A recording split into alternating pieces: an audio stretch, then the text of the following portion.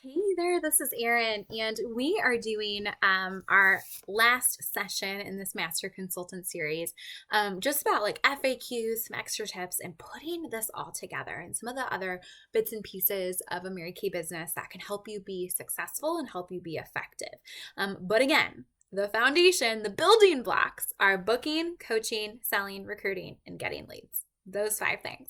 But here are some things you can do to be even more effective and really capitalize on a lot of the resources we have today with social media and apps, and just be a really effective beauty consultant. So let's talk customer service and follow up. Follow up is everything. So just some quick tips on customer service and just a disclaimer, this is going to be going to be like a hodgepodge of things. All right, so I'm not sure how long it will take. It probably won't take the full 40 minutes, but just some helpful things. So let's talk customer service. So you've done the work, you've seen some faces, you've added women to your customers. Well, what do you do with them? Because remember, our goal is not just the one-time sale. Our goal is a long-term customer who converted her face over to us. That's what we want. And so we want to build deep and wide. Wide means you have a big big customer base. Deep is that they are all on a lot of product. So you start out with, probably skincare, and then you book a second appointment, which is either more color or supplements. And then Mary Kay is amazing, and every 3 months, new products launch. Limited edition, regular line. So no matter what, you have a built-in reason to always follow up with your customers at least every 3 months.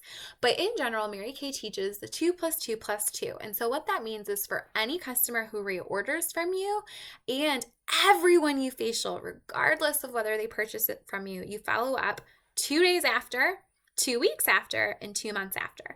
Now you can keep track of this in the My Customers app on your phone. There is a little fun thing you can do. So I'll just show you that real quick. So you've got the My Customers app. I'll hold it up here in a moment. I'm just opening it.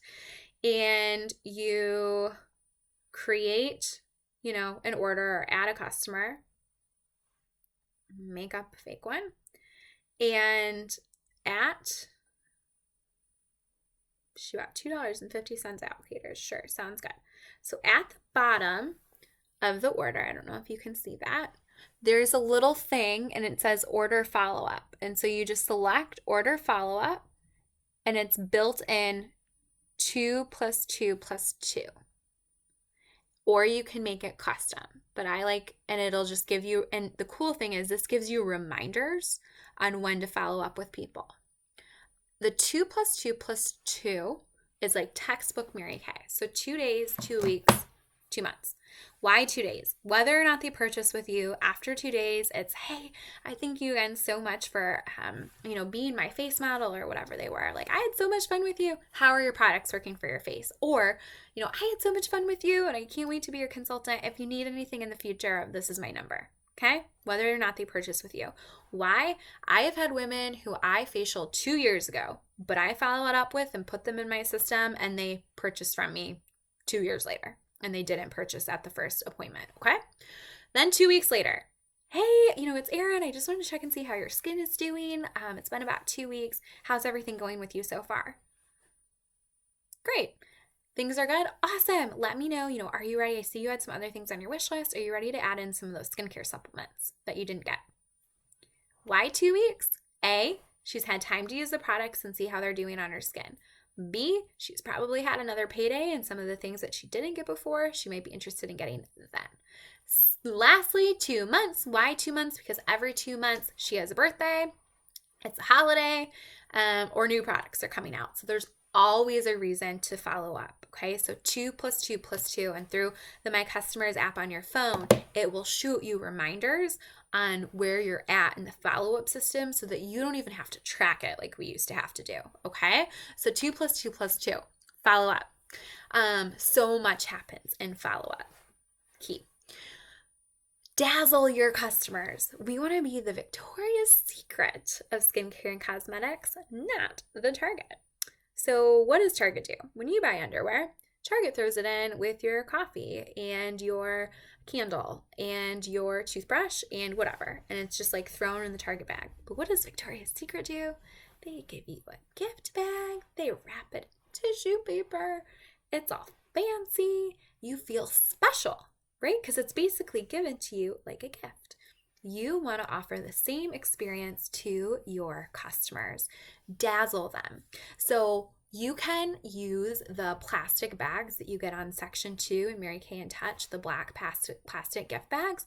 But if you do that, still make them, I love throwing chocolate. So I throw in Dove chocolate in the winter, and I'll do Starburst in the summer to my orders just so that chocolate doesn't melt. But people love the chocolate and they love the Starburst and the little goodies.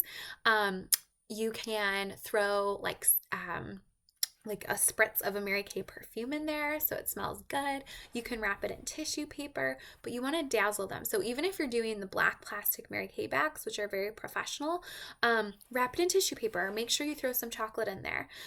Or you can get like gift bags. I'm just going to get up and show you. I use, for some of my bigger orders, these really cute polka dot gift bags I get off Amazon in bulk, okay? So just like cute black polka dot gift bags off Amazon. And I stick tissue paper in it, and that's how I'll deliver some of the larger orders, okay? So there's a lot of options, but make them feel special. Write a handwritten note thanking them for their order, even if it's just on a little sticky note like this, and you attach it to their receipt. Just, thank you so much, Sarah. You're helping me save for a family vacation that I'm paying for, or you're like, because of you, like, you're making a true difference. You're helping me, blessing my business, whatever you want to say, but just write a note, okay? You want to dazzle them, and you want to make them realize and remember that when they shop with you, they're supporting a woman who is using her income to help her family and to provide for her children, okay? So dazzle them. Be the Victoria's Secret, not the Target. Use tissue at chocolate, Starburst. Okay, anytime you have a new customer or a new facial person, I like to add them on social media. So Facebook, ideally. You could also do Instagram, just because so much is, you want to be top of mind awareness. So you want them to think of you when they think of needing new cosmetics and supporting you and, their skincare. And with today's world, people just also kind of expect you to have a digital presence. Now, you do not need social media. So if that's something that tends to be more distracting to you than it is helpful, don't do it, or work to set limits on it. But it can be a very useful tool if used correctly. Now, tool. Social media is a tool. It does not take the place of face-to-face, okay? You can do it like, you can work your business virtually for a season, but long-term success you have to be face-to-face with people at some point, okay? So add everyone on Facebook and social media. I recommend having a private customer Facebook group where you can post sales and specials, or you could do live makeup tutorials, or, have like a product of the week or a product of the month, or, makeup tip Monday, or, I don't know, lipstick Tuesday, where you share like a favorite lipstick color. Like, you can get so fun with it. And again, all of this has the idea of you build wide customers, but then deep, like you're getting them hooked into Mary Kay. So you can do a lot of really fun things with social media. People are looking for community these days. That's why when people tell me no one's booking parties, I'm like, are you insane? People want to be together and gather together more than ever. And you can do that again in person, but also through social media connectedness. Again, and also with sales, you can only post sales in a private customer Facebook group, okay? Another thing with customer service and follow-up are samples. So samples are really great, especially in your reorder business. So again, along with the dazzling product presentation, I love dropping a sample into my customers' reorder bags, like a lip color or an eyeshadow, or, if she's super into skincare, maybe a moisture mask. Like, I kind of target it and make sure you record the samples that you give. But then also, when you follow up 2 days, 2 weeks, you have a reason, you can say like, hey, what'd you think of that moisture mask? And it will get people trying more product and buying more product because they're trying more products. So samples are a really great thing for that. They're also great, again, if you have customers who live far away and want to try something and you can't get together with them for a facial because, you know, they live in Texas and you're in Michigan. So you can send them samples, things like that. So that's what I recommend for samples. If you're holding appointments, I do recommend using full-size demos just because it's more economical. You're going to get a lot more use for it, and it counts towards your wholesale minimum, which is good for you. Okay. Customer service follow up. I'm trying to think. There was one thing that came to mind while I was talking, and I think I'm forgetting. Customer product of the month, giveaways, goals to build deep and wide. Use the My Customers app. If it comes to me, we'll come back to it. Okay, so those are just some customer service and follow-up tips. You guys, you can do birthday things, all sorts of awesome stuff. Now, sales. We're going to come to this again in a little bit, but I just want to be clear with sales. Sales serve a purpose, but you should not rely on sales or run a ton of sales. Why? Whenever you run a sale, that eats into your profit. So just know that whenever you run something at 30% off, that means, you know, the $20 foundation primer, instead of making $10 off of it, if you're doing a 30% off discount, you're making $4. Because the product always costs the same. So it always costs, you know, 50% to get it. It's eating into your profits. You want to be very careful with sales. Do not always run a ton of sales. I run 2 big sales a year, one for Black Friday and one in June for a year end. And the reason being is that when you run too many sales, your customers become used to buying Mary Kay at a discount and they will not be willing to pay full price. When we know that the quality of Mary Kay compares to brands that are much more expensive. So Mary Kay could be priced more than what it is. And so you do not want to devalue our brand because you're constantly discounting things because you think you need to in order to have sales. If you are dealing, you know, if you're finding that people will only shop with you if you're discounting, you've either done it too many times and now it's what people expect, or you're not working in the right market. Remember, this goes back to the other session where we talked about target market. So you need to kind of pivot out to, a thought just came to me to talk to. You need to kind of pivot out of that and go maybe find some new that video just stopped, and so I'm going to try to clip them together, but if not, then this is a new video continuing on that because I accidentally pressed a button. Oops.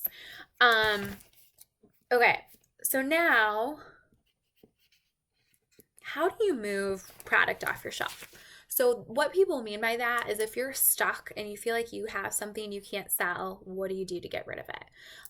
So the first thing is what you show will sell. So if you place inventory and you had me help you decide what to order, I did that based off of who you know, our best sellers, and how much you're willing to work. So if you're willing to hold parties, you probably had a much more skincare focused order, because at most of our parties we focus on skincare. So what you show sells. Okay? Now, here's an example. I 3 or 4 years ago, when the facial peel came out, ordered like 15 facial peels. I don't know what I was thinking. I ordered 15. And my primary market I was working with at the time was college kids and young 20-somethings. They weren't going to use the facial peel. What was I thinking? And so it sat on my shelf for like 6 months, and I was like, I got to sell this. So what did I do? I pivoted and I found some new customers, and even with my college market students, I just started demoing the facial peel. I stopped doing microdermabrasion. I stopped doing some of the other things, and I started demoing the facial peel. And slowly but surely, I started selling the facial peel. And a few months later, it was gone. I got it down to a manageable level. I kept 1 or 2 on my shelf, and it was done. So if you find yourself in a position where you're like, oh, I have all this microdermabrasion, it's not selling, what do I do? You got to change your mindset, because it's not that the product doesn't sell. It's not that you got stuck with something that you just can't sell. That's not it. Or it's not that, maybe you overestimated and you thought like people would love it and it's just not, or fly off your shelves and it's just not selling. It's not that it won't sell. It just maybe you need to focus on it differently or more than what you have up until that point. So make sure you're talking about it, you guys. So not only show it, but share it. Share yourself using it. Make sure you've tried it before so you can accurately share it with your customers and tell them about it.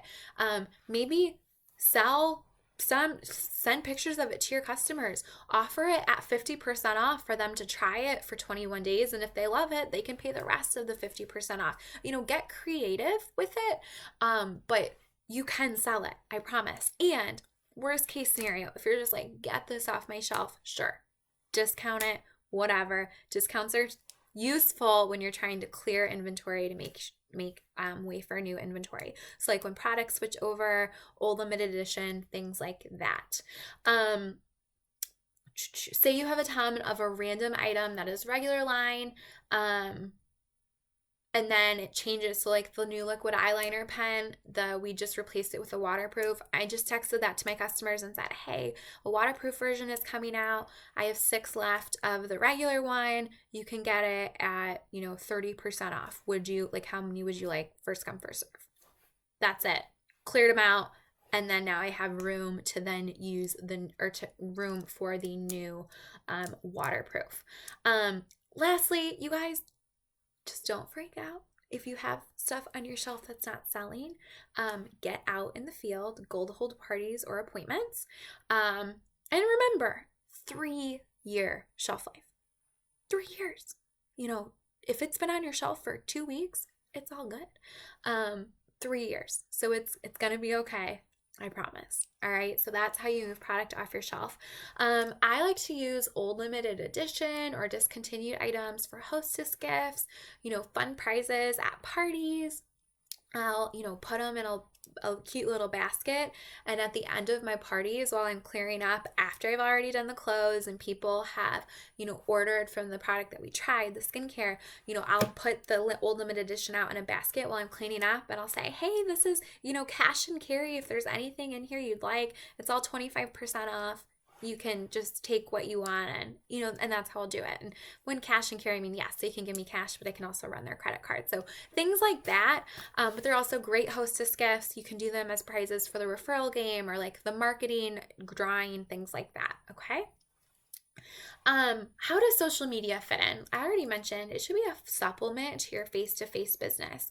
But you can do things like Facebook parties. I'm not an expert on that. So if you're curious, I can point you in the direction of helpful information on Facebook parties. You can do tutorials like on Instagram story. You can show yourself using things, show Mary Kay, not just the products, but also, you sprinkling Mary Kay into your life. Incorporate that in social media because Mary Kay really it's a lifestyle business. It's something that can so closely intertwine with the rest of your world. Why not show it on social media? Now, your posts should never be, I block the companies who are like, try this product, and it's 7 posts a day, and I'm always getting messages. I hate that. That's not what this should be. This should be more like when your friend posts a brownie recipe and everyone's like, or a picture of brownies and everyone's like, oh my gosh, those brownies look so good. Do you have the recipe for it? And she says, yeah, sure, here it is. That's exactly how your Mary Kay should be. So not like, check out this oil-free makeup remover, all the salesy information. It shouldn't be so salesy as much as it is sharing. So when you post a picture of yourself looking fabulous with the new cream eye colors or fabulous with your Mary Kay or fabulous with your Mary Kay at your day job, and people are just gonna be like, oh my gosh, you look so good. What lipstick color are you wearing? And they ask you the questions. You don't have to like shove it down their throats. People ask you because you made it look attractive and desirable. That's what your social media should be for. And then from there, you can carry those conversations into, private DMs and book people for appointments and makeovers. But you want to be careful that you are not jumping down people's throats. I don't know if that's the right saying, with your social media and your Mary Kay business. So incorporate it, sprinkle it in. You can do things like Facebook parties. You can go live and share makeup tutorials. You can do fun salesy things in your customer Facebook groups. Sprinkle it in, use social media, use it to connect with old friends. When I moved home from college, I got I did my first Power Start back home through Facebook. I didn't know anyone. Well, I knew a lot of people, but everyone I knew back home was already my mom's teammate or her customer. Because remember, she'd been in the business like 6 or 7 years at that point. And so I went to Facebook and I found, girls I hadn't connected with really since high school. And I was like, hey, are you in the area? I just moved back and I need 30, I'm looking for women to let me borrow their face. And I have a goal of doing 30 faces this month. Is there any reason I could get together with you for a free facial? And borrow your face. And that's how I did it. I used Facebook for that. So there are a lot of ways you can use Facebook and social media. But again, the whole point is to then get in front of people and teach them how to use the products. You can't just totally sit behind a computer and build a successful Mary Kay. Product knowledge and personal use. This goes into image. Make sure you are presenting yourself like a professional person in the cosmetic world. Again, cosmetics is our vehicle for our larger mission of enriching women's lives, but we are in the cosmetic business, which means you have to look put together and you have to look presentable. And, that's why we wear skirts and dresses, because you look more professional than when someone, wears pants. Does that mean you need to look like you are going to, I don't know, a Mary Kay event when you're at your son's baseball game? No, but it means like maybe instead of wearing no makeup, wear a little CC cream and mascara, right? Like you still want to be real. It's nice because we've kind of come into this age where because of social media, people are a little more at ease with showing themselves unfiltered. And so that's great. And it reminds people that you are a real person and you don't always look like you might in your Mary Kay world. But you want to be careful of your image. So it's like getting your hair done. You don't want to get your hair done from someone whose hair looks insane and awful themselves, right? So it's the same kind of thing. So just always make sure you're representing Mary Kay well. And that doesn't just mean your image on the outside. It also means, how you talk, how you act, like what you post on your social media. So just be aware that you have customers there. And so it's probably not the time to, like, sure, you go out on the weekend and maybe you have a good time and, but it's probably not something, just be cognizant of the fact that if you post, pictures of you partying, it's probably not going to look good to some of your clients. So again, it's not like a hard rule, but you are not only representing yourself as a business professional, but you are representing the largest Mary Kay brand. So be mindful of that. Like you might be the only Mary Kay that someone comes into contact with. So, when you go into an appointment, are you respectful? Are you courteous? Are your mirrors clean? Are things like that, just simple image things. So I'm going to get off of that tangent and go into use the products. Make sure you are using Mary Kay head to toe. Everything you're using should be Mary Kay. I learned about the products by making flashcards. So say you are, in your 40s and 50s, sure, botanicals might not be for you, but try it yourself just so you know what it feels like. And that way, when you have younger customers or, women who want their daughters to use it, you can explain it. If you're a college student, sure, maybe you don't need time-wise repair, but still educate yourself on it so that you can share it with clientele who might be interested in that. So I remember when I was in college and just starting to really hold appointments, I learned about the products in the catalog by making flashcards. So study the look book, and that has pretty much everything you could want to know on the products in that. Study the Applause magazine. That's a really great tool. I'm trying to see if I have it. Oh yeah, I do. So this one's from January. This comes mailed to you if you're active or have ordered within 6 months. This comes mailed to you every single month, and it has helpful tips on products. It has success stories. It has how to build your team. It's a really great tool. I also love it because in the middle it shares commission checks. People who say you can't make money in Mary Kay have obviously never done it, because you can. And whenever a new catalog comes out, the new catalog will be in the middle of it too. So this is a really, really great tool. Two last tips. Packing for parties. Pack the products that you pack inventory for what you're going to demo. So I use a really large 31 like utility tote. I use that, and then that stays in my car. And then for bringing in the demos, I use the starter kit. You can see it right there. And then I use a travel roll-up bag right there. And that holds all my demos. So when I walk into my appointments, I walk in with my starter kit. It doesn't always close, but that's okay. My starter kit and my travel roll-up bag.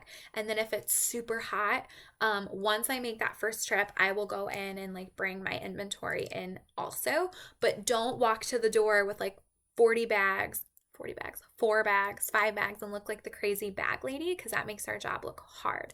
Again, image, we want to be sleek and professional and fun. All right. So bring the inventory for what you're demoing, because that's what you'll sell. And plus, some of the other things that people might want if they're running low on. So like eyeliners, some of the other mascaras, things like that. That makes it easy to pack for parties because you know what you're going to be showing, and that's what you sell. You don't have to try to bring everything.